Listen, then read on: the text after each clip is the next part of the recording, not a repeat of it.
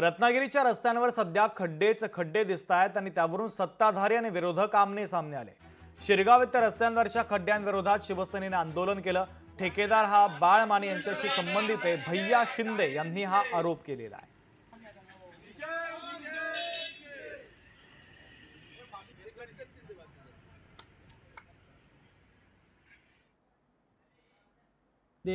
शिवसेना उपतालुका प्रमुख शिरगाव। आज आम्ही इथे कॉन्ट्रॅक्टर माधवी सुरेंद्र माने यांचा जाहीर निषेध करत आहोत।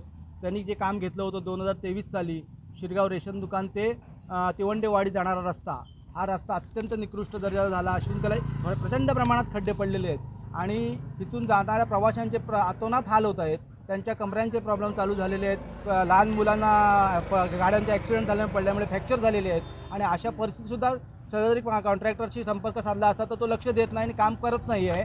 आणि या रस्त्याला फिशरीज कॉलेज, शेतीशाळा, आदिष्टी देवी मंदिर, आता यावर्षी नवरात्र उत्सवामध्ये इथे जाताना लोकांचे अतोनात हाल झाले, लोक पडले आणि लोक कॉन्ट्रॅक्टरला शिव्या घालत होते। लोकशाही मराठी ऐका, पहा, जागरूक रहा।